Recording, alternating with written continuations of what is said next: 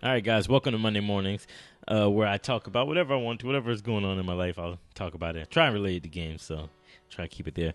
And this past weekend was the Oath of the Gatewatch pre-release for Magic the Gathering, and I was lucky enough to participate in it. I don't always get to participate in pre-releases, but this one was one that I could participate in and had a great time.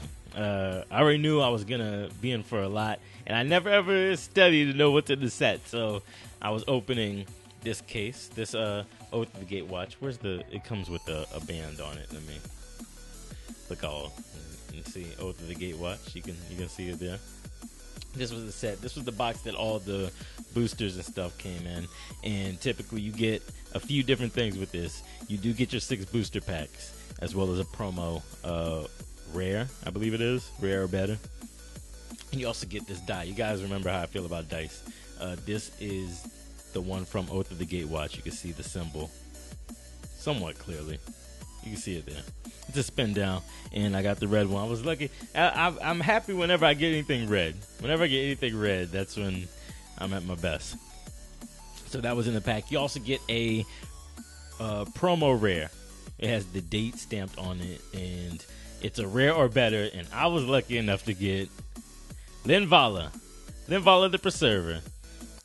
She is a 5/5 angel that costs 6 mana, 2 of which must be white. Let me take a look at her. She has flying, and she also has, when she enters the battlefield, if an opponent has more life than you, you gain 5 life. Also, when she enters, if an opponent controls more creatures than you, put a 3/3 white angel creature token with flying onto the battlefield. So she's pretty good. And I used to like angels a lot. I don't like them so much anymore, but she might have a place in my commanders. I'll figure something out with her for commander. I actually didn't get to play with her, so I'm not too sure how hard it would be to cast that in a limited environment. That's okay. I did manage to cast a bunch of different spells. Let's see. What's a good way to tell this story of how draft went? Because this was a wild one for me. Okay, so typically in draft you get 6 booster packs for sealed draft. You get 6 booster packs, and from those 6, you have to build a deck of 40 or less. At least 40 cards to play against different opponents, and you get plays based on skill. So I said, okay, this is Zendikar. Land's supposed to be rampant. Let's do something new. Let's go all 4 colors. I typically play with red. Like I said, love me some red. I play with red and another color. But I said, let's go 4 colors. Let's go 4. Like I said, I didn't get to play Linvala. I didn't get to play white. So that means I played blue, black, red, and green. My dumb ass forgot that's not how you do draft at all. So the first game I played, what was I playing against? I was playing against a guy with red-green. Black-green. He played black-green. And the card that did the most for me there was Storm Chaser Mage. Actually, we're not going to do this. We're not going to do this holding up bit. I'll have the image on the screen beside me, okay? So, let me move over. Let me move over just a little bit, give you some room. Future chill. Okay, so the card that did the most work for me there was Storm Chaser Mage. I kept dropping spells, and he has flying, and he gets point bonuses every time you drop a spell. So he was able to do some work. But I lost that game because I had too many colors. I very, very bluntly had too many colors. I had blue, black, red, and green. Nothing happened. After that first game, nothing big happened. So I go on to the second game. I say, okay, maybe I have too many colors. Maybe. Let's take out a color. I'll take out blue. I left in 1 blue for me to... We're not holding up and things. I left in 1 blue for me to keep Storm Chaser Mage in the game. Because, like I said, that was my go-to card. In that game, it was me against red-white allies. So the second deck, it was just 3 colors. It was black, red, green.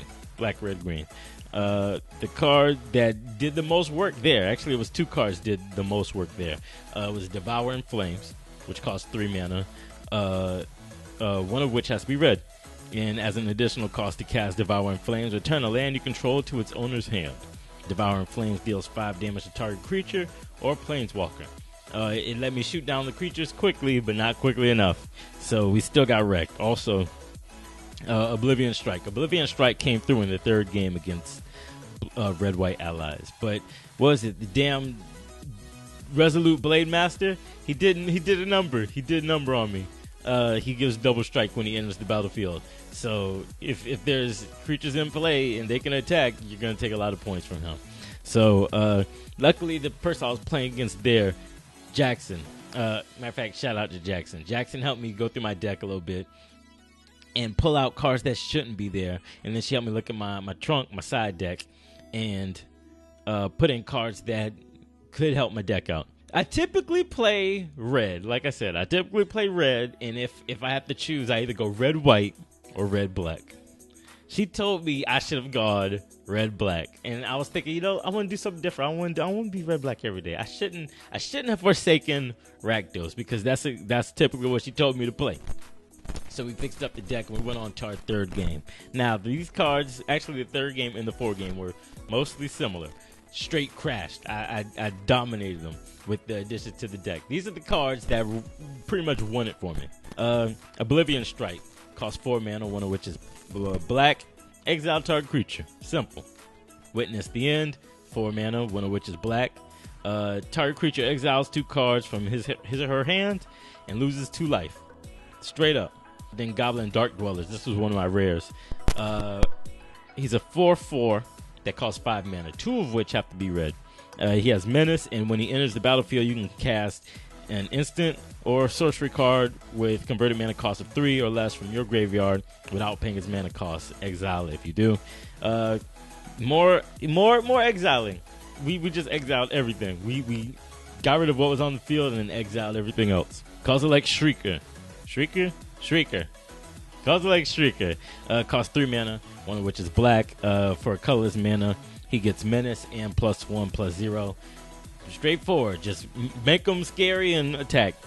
We had Seer's Lantern, which basically helped me to filter through what I didn't need at the top of my deck and put something, hopefully, that I did need.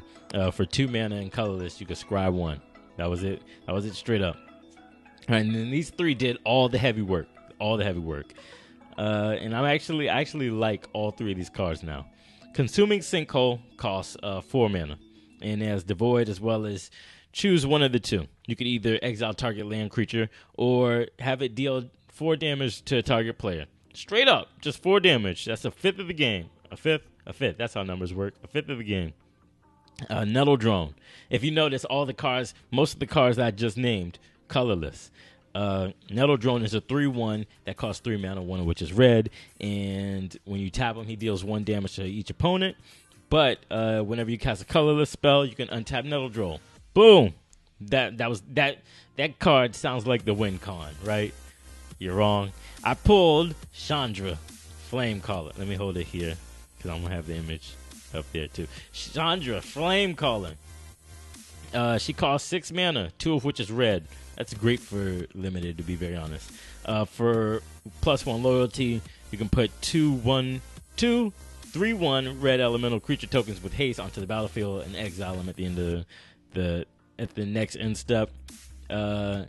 Or you can discard all the cards in your hand, then draw that many +1. Or for -X, you choose how much X is based on loyalty counters. Chandra Flamecaller deals X damage to each creature. With the exception of one time, as soon as I played Chandra, I blew her up just so that I can empty the field out. It was, honestly, I started laughing every time I played. People thought I was losing my mind.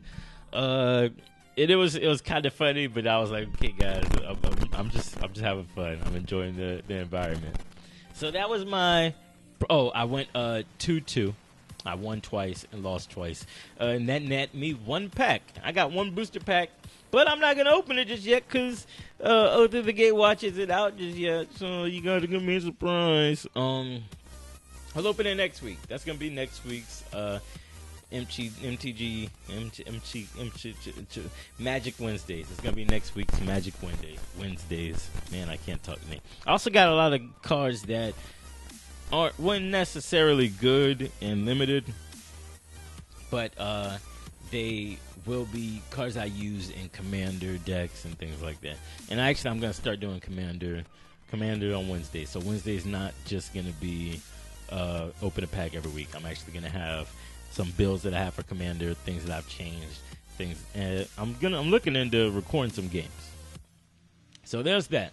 Thanks, guys, for checking me out. Make sure you subscribe if you enjoyed it. Hit me up on the Twitter. I have all the links in the description below so that you can keep up with everything that is alt play. And I'll check you guys out next week. Like always. Okay, bye.